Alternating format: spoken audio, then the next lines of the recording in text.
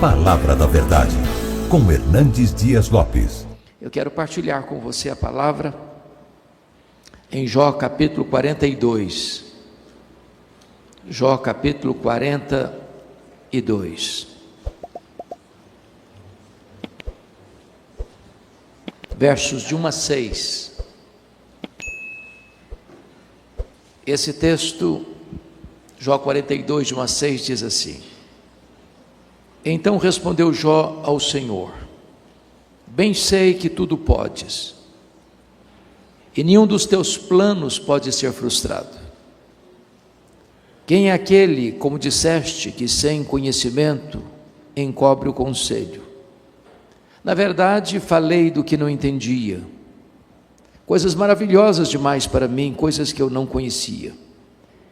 Escuta-me, pois, havias dito, e eu falarei, e te perguntarei, e tu me ensinarás. Eu te conhecia só de ouvir, mas agora os meus olhos te veem. Por isso me abomino e me arrependo no pó e na cinza. Hoje eu quero tratar do impacto da soberania de Deus, o impacto da majestade de Deus na nossa vida. Nós cremos que o nosso Deus é soberano. Isso significa que nós não cremos em acaso, nós não cremos em sorte, nós não cremos em coincidência, nós não cremos em azar, nós não cremos em determinismo cego, nós não cremos em feitiço para crente. Nós cremos que a mão de Deus dirige o nosso destino. Nós cremos que o nosso Deus é soberano e faz todas as coisas conforme o conselho da sua vontade. Ele não é pego de surpresa, ele não é surpreendido por nada, ele não está lá no céu esfregando as mãos, aflito, sem saber o que faz com esse mundo. Ele cuida de você, ele sustenta você, ele quem dá a você a vida, a respiração e tudo mais. Nele vivemos, nos movemos e existimos. Talvez nenhuma outra vida na história bíblica ou na história da humanidade podemos encontrar de maneira tão eloquente a soberania de Deus como na vida de Jó. Vocês conhecem essa história. Esse homem que foi um patriarca, que viveu em priscas eras, há tanto tempo. Deus disse acerca dele o que não disse acerca da maioria de nós. Observaste o meu servo Jó? Não há ninguém na terra semelhante a ele. Homem íntegro, reto, temente a Deus, que se desvia do mal. Isso não é uma opinião, nem é um elogio por alguém bajulador. Essas palavras são palavras do próprio Deus. Deus não tem uma opinião a seu respeito, Deus tem o diagnóstico. E por isso diz a Bíblia que Satanás insinuou para o próprio Deus que Jó só servia a Deus por interesse, que religião na vida de Jó era um negócio, que se Deus tirasse o que havia dado para Jó, o Jó adorador transformar-se-ia num Jó blasfemador. Deus havia dado para Jó riquezas, Deus havia dado para Jó família, Deus havia dado para Jó saúde, Deus havia dado para Jó amizades verdadeiras. E Satanás diz para Deus: toca no que ele tem, e verás se não blasfema contra ti na tua face. Toca nos seus ossos, toca na sua carne, e verás que ele tornar-se um blasfemador. E diz a Bíblia que Deus permite que Satanás prove Jó. E Satanás só pode provar Jó porque Deus permite. Satanás não pode ir 1 centímetro a mais na sua vida sem a permissão divina. Quem controla a sua vida não é Satanás, é Deus. A sua vida está nas mãos de Deus. Você está guardado nas mãos de Jesus.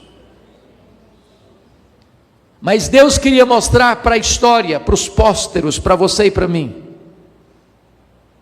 que é possível alguém amar mais a Deus do que o dinheiro, do que a família e do que a si mesmo. E Jó enfrenta uma tempestade terrível, quando ele vai à falência, quando ele tem a dor mais avassaladora que um ser humano pode passar na vida, sepultar os próprios filhos. Quando ele perde a saúde, e o seu corpo vira uma carcaça humana, uma chaga viva, uma ferida aberta. Quando o seu casamento, nas agruras mais profundas da alma, entra em rota de colisão, e a sua mulher ordena-o amaldiçoar a Deus e morrer. Quando ele lida com a incompreensão dos seus amigos, que assacam contra ele pesados libelos acusatórios, e esse homem vai para o fundo do poço. Esse homem perde tudo: bens, saúde, enterra os filhos, enfrenta uma crise no casamento e a acusação dos seus amigos. Só uma coisa esse homem não perdeu: foi a sua confiança em Deus. E ele arranca do peito um brado de esperança quando diz: mas uma coisa eu sei, é que o meu Redentor vive. Eu verei o meu Redentor. Podemos passar provas na vida, e eu não tenho dúvidas de que esta igreja, nessa jornada de 25 anos, também passou lutas. Famílias aqui passaram lutas. Mas o Deus a quem servimos é maior do que nossas lutas. O Deus a quem servimos nos assiste em nossas fraquezas. O Deus a quem servimos reverte diagnósticos sombrios, como ouvimos o testemunho aqui nesta noite. E então, Jó, enfrentando tantas dores, ele pergunta para Deus 16 vezes por que ele está sofrendo. Ele se queixa contra Deus 34 vezes. E nem sempre Deus explica porque passamos pelos vales da vida. Mas depois que Jó expressa a sua fé, Deus rompe o silêncio. E Deus derrama sobre Jó, em torrentes caudalosas, a sua grandeza, a sua majestade, o seu poder, o seu controle do universo, o seu plano eterno, fazendo para Jó 70 perguntas retóricas, nos capítulos 38, 39, 40 e 41. Esses 4 capítulos são compostos de perguntas e perguntas e perguntas e perguntas que retratam a grandeza de Deus, a majestade de Deus, a soberania de Deus, o controle de Deus, de todo o universo. Não existe acaso, não existe coincidência, não existe azar, não existe sorte. Esse universo está controlado e governado pelo Deus Todo-Poderoso. E quando Jó é como que confrontado, ou até mesmo esmagado, debaixo da glória de Deus, da Shekinah de Deus, da majestade de Deus, da manifestação soberana de Deus, ele vai descobrir verdades tão benditas, que vão não só impactar a sua vida, mas transformá-la profundamente. E que verdades são essas? Confira comigo, por favor. Em primeiro lugar, no versículo 2, ele vai dizer: então Jó respondeu ao Senhor: bem sei que tudo podes. Ele descobre que Deus é o Todo-Poderoso, para quem não tem problema insolúvel, para quem não tem causa perdida, para quem não tem doença incurável, para quem não tem casamento irrecuperável, para quem não tem pecado que Ele não possa perdoar, onde tem arrependimento. Deus não conhece derrota, Deus não conhece fracasso, Deus não conhece impossibilidades, Ele tudo pode. Você e eu temos impossibilidades intransponíveis, somos tão frágeis, somos tão fraquinhos, somos tão limitados. Eu fico impressionado, porque quando você olha a literatura hoje, nos livros que são publicados, dezenas e dezenas diariamente, a grande maioria desses livros são livros de autoajuda, são livros que fazem cócegas no seu egoísmo, na sua vaidade, dizendo que você é forte, que você tem a força, que você tem o poder, que você é um gigante adormecido, que basta fazer cócegas no seu interior, que você se levantará como um gigante, que há poder nas suas palavras. Quando eu me volto para a Bíblia, eu descubro exatamente o contrário. A Bíblia diz que nós somos fracos, impotentes, incapazes. A Bíblia diz que Deus conhece a nossa estrutura e sabe que somos pó. Nós temos fraquezas físicas, gostando ou não, as rugas vão surgindo. Nem os cosméticos de melhor qualidade conseguem driblá-las. Nem as cirurgias plásticas mais sofisticadas conseguem ocultá-las. As nossas pernas ficam bambas, os nossos joelhos trôpegos, as nossas mãos descaídas, os nossos olhos embaçados. Temos fraquezas físicas, temos fraquezas emocionais. Quantos de nós aqui já não passamos pelo vale da depressão? Quantos de nós aqui, nas noites mais escuras da alma, gememos e sangramos, dizendo: eu não aguento mais? Temos fraquezas morais. Quantos de nós, já não chorando diante de Deus, prometemos nunca mais incorrer neste ou naquele erro, neste ou naquele pecado, e nos flagramos cometendo os mesmos erros? Temos fraquezas espirituais. Somos um ser ambíguo, contraditório, paradoxal. A Bíblia diz: o bem que nós queremos fazer, não o fazemos, o mal que não queremos, esse praticamos. Somos fracos. Mas é maravilhoso você hoje aqui, neste culto, nesta hora, nesta noite, poder afirmar: mas o meu Deus tudo pode. Tudo pode. Sem matéria pré-existente, Ele criou este universo, que tem mais de 93 bilhões de anos-luz de diâmetro.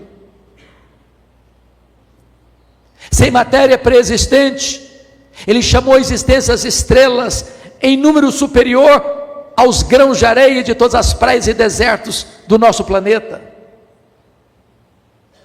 Sem matéria pré-existente, Ele criou todas as coisas, e pondo a mão no barro, criou o homem à sua imagem e à sua semelhança.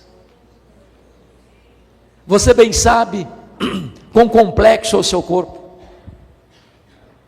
É uma máquina incrível. Você tem no seu corpo mais de 60 trilhões de células vivas. Você tem no seu corpo mais de 102 trilhões de metros de fita DNA.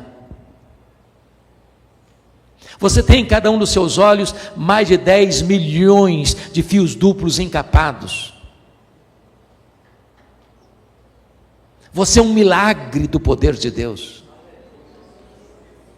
Esse Deus a quem você professa, tudo pode. Talvez você nesta noite trouxe aqui uma causa perdida, humanamente impossível, pois hoje Deus pode reverter essa situação. Hoje Deus pode virar essa mesa. Hoje Deus pode mudar o placar desse jogo. Ele tudo pode. Permita ilustrar isso.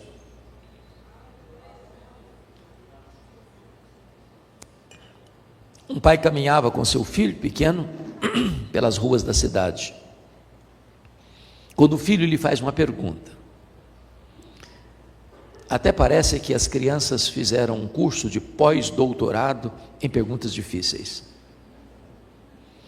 O menino pergunta para o pai assim: papai, qual é o tamanho de Deus?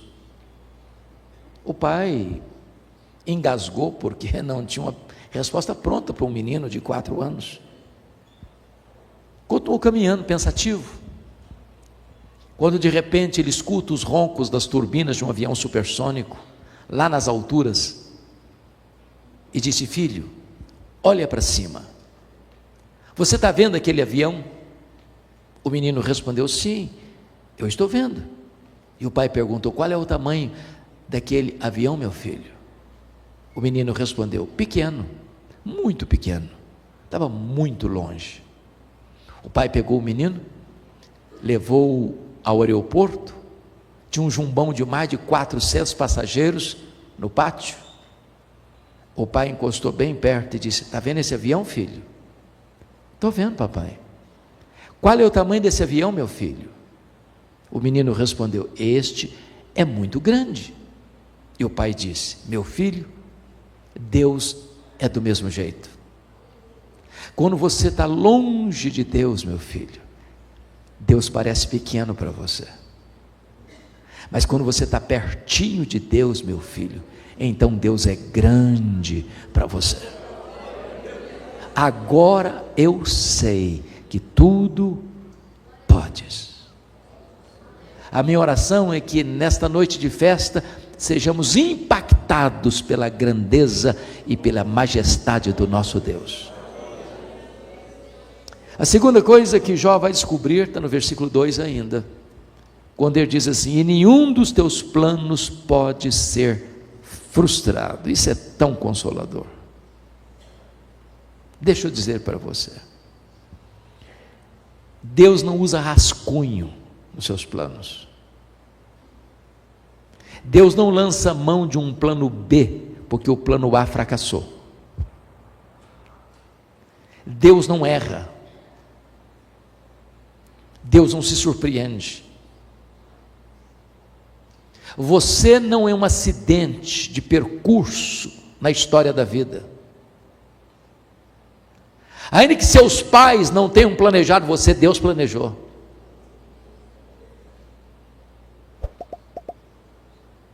Nenhum dos planos de Deus pode ser frustrado. Ele tem o controle de tudo. Ele sabe tudo. Se você está passando uma luta, uma prova, um vale, uma enfermidade, uma crise, uma tempestade na vida, saiba que isso também está incluído no grande projeto de Deus, não para destruir você, mas para fortalecer você. Não para derrotar você, mas para tonificar as musculaturas da sua alma. Não para reprovar você, mas para provar e aprovar você. Nenhum dos teus planos pode ser frustrado.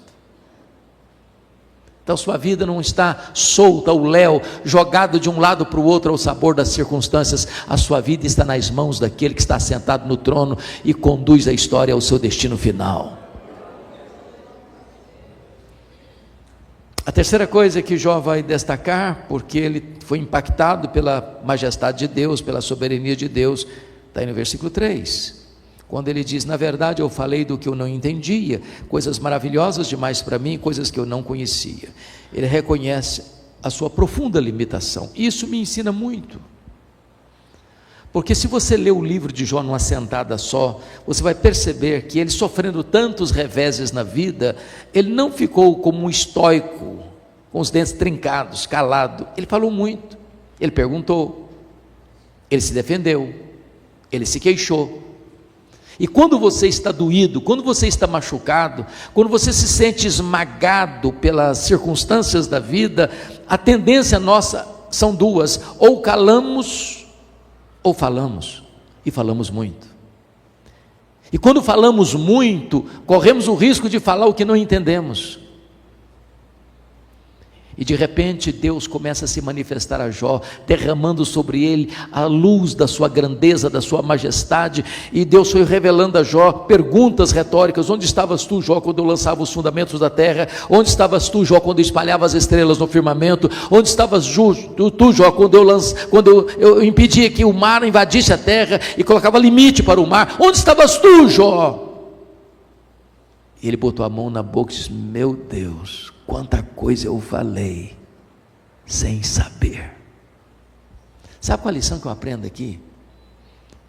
Que o sábio é aquele que sabe que quase nada sabe. Porque o que você não sabe é muito maior que o que você sabe. Então, quando você encontra uma pessoa muito sabichona, que fica arrotando o conhecimento, você está perto de uma pessoa que não sabe quase nada. Porque quem sabe não faz propaganda. É lata vazia que faz barulho.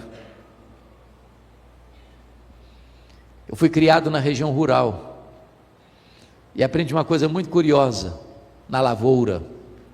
Quando você vai colher uma roça de milho, existe uma diferença entre a espiga boa, granada, e a espiga que chama-se restolho, pequena, que só tem sabugo e palha e sabugo, não tem nada, xoxa. O que é curioso é que a espiga boa, quando ela está na hora de colher, ela se dobra. O restolho nunca se dobra, fica empinadinho. Quando você encontra uma pessoa muito empinadinha, pode saber, é restolho, só tem palha e sabugo. Porque, com respeito a Deus, quanto mais você conhece a Deus, mais humilde você é. Quanto mais alto você quer subir, mais escravo de todos você deve ser. O próprio Rei da Glória diz: entre vós, eu sou aquele que serve. Então, conhecer a Deus é calçar as sandálias da humildade.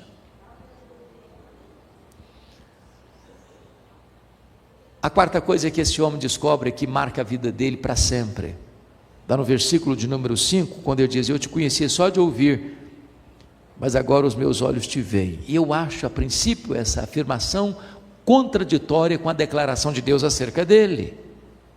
Não há ninguém na terra semelhante a ele, homem íntegro, reto, temente a Deus, que se desvia do mal. E esse homem agora vai dizer que conhecia a Deus só de ouvir. Como é que você entende isso? E aqui está, irmãos, para mim, a essência da própria salvação, da própria vida eterna. Me permita uma pergunta: você conhece a Deus? Quanto você conhece a Deus? Quanto?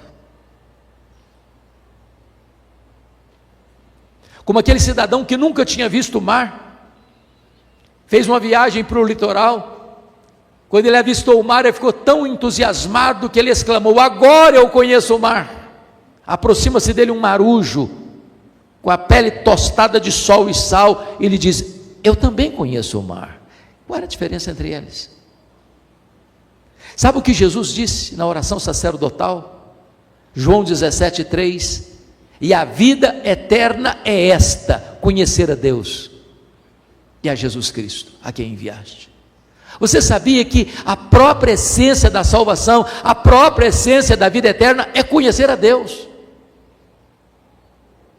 Portanto, quando nós estivermos no céu, depois que Jesus voltar em majestade e glória e nos levar para a casa do Pai, e nós estivermos lá 1 milhão de anos, sabe o que nós vamos fazer lá? Nós vamos estar conhecendo a Deus. Quando passarmos lá 1 bilhão de anos, o que faremos lá? Nós vamos estar conhecendo a Deus. Jamais haverá um dia, se eu posso falar de dia na eternidade, onde você possa dizer, agora eu conheço tudo de Deus, não tem mais nada para conhecer. Não, Deus é inesgotável em seu ser.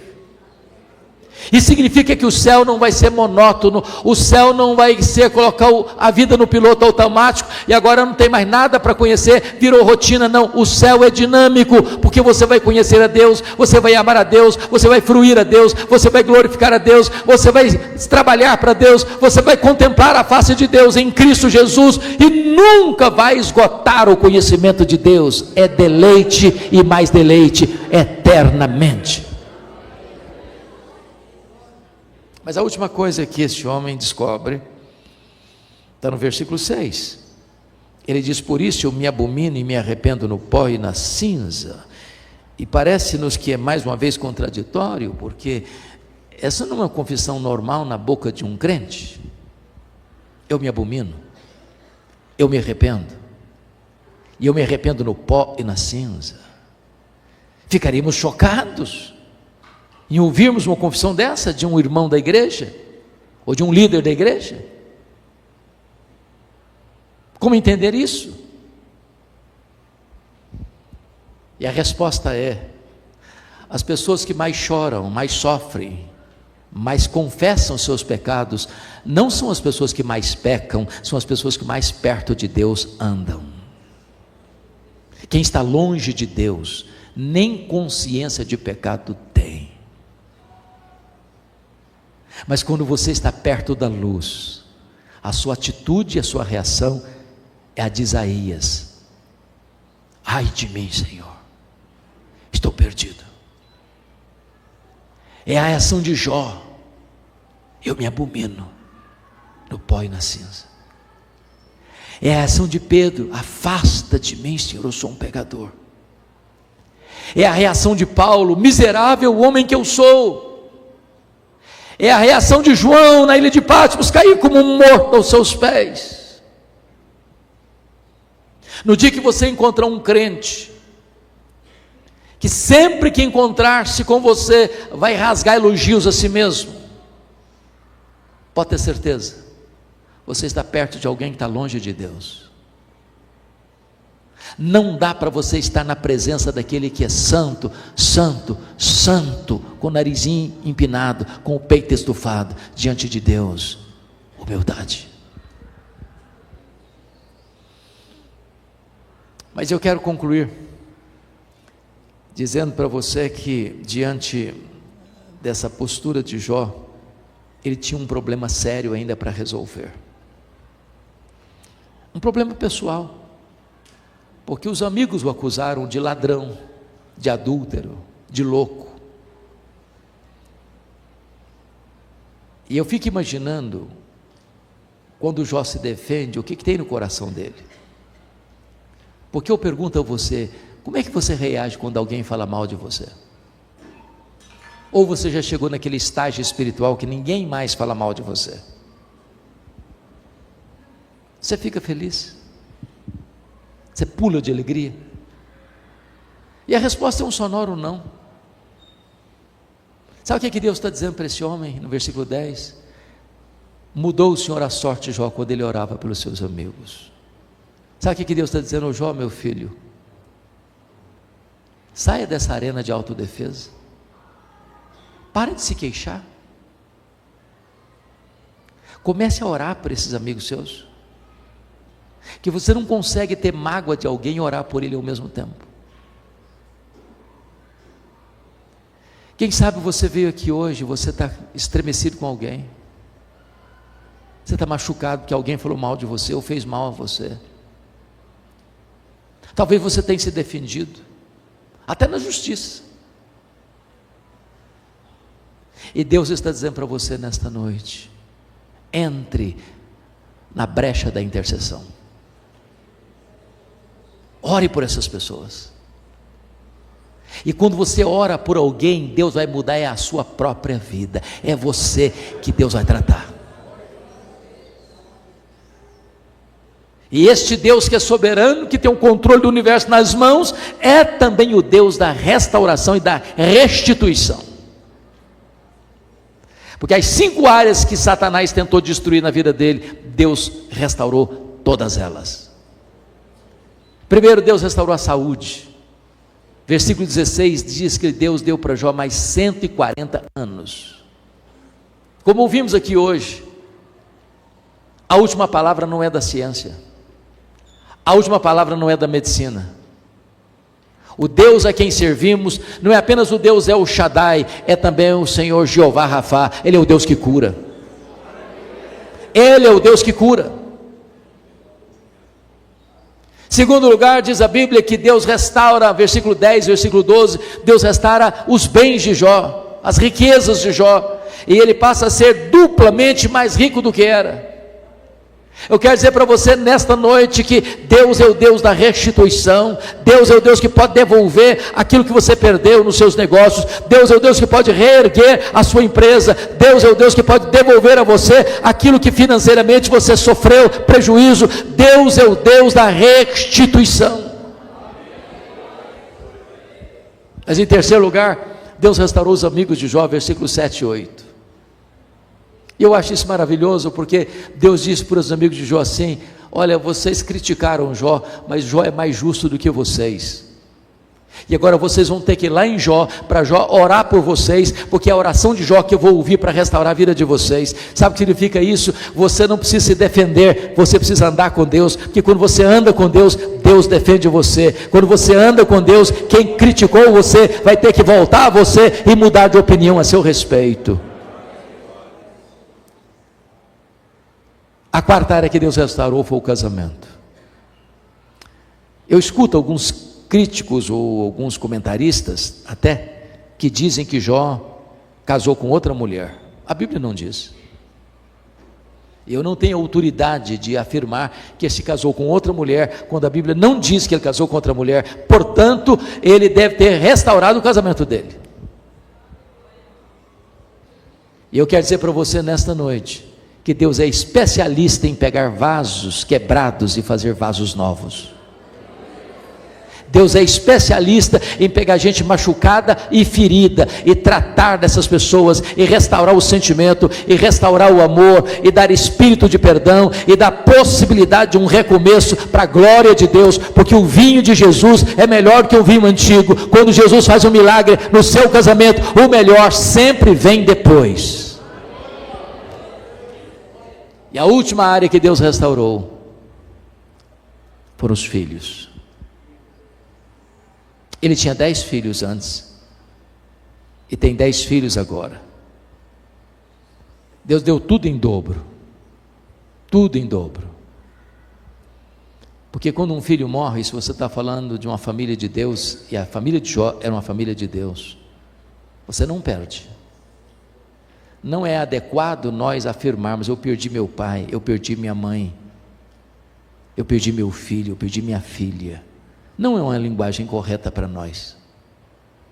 Você perde alguém quando você não sabe onde está e com quem está. Jó tem 10 filhos no céu, Jó tem 10 filhos na terra. Deus restaurou completamente. A intenção de Satanás era colocar Jó longe de Deus.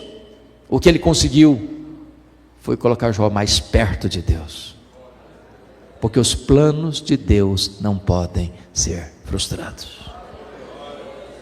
Deus trouxe a El Shaddai até aqui, foram 25 anos.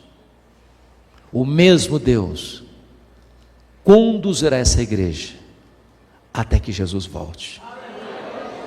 E a nossa oração é que o melhor daquilo que El Shaddai já viveu até hoje sejam medidas mínimas do que Deus vai fazer nesta igreja, por esta igreja e através desta igreja daqui para frente. Parabéns, El Shaddai. Deus abençoe profundamente a todos vocês.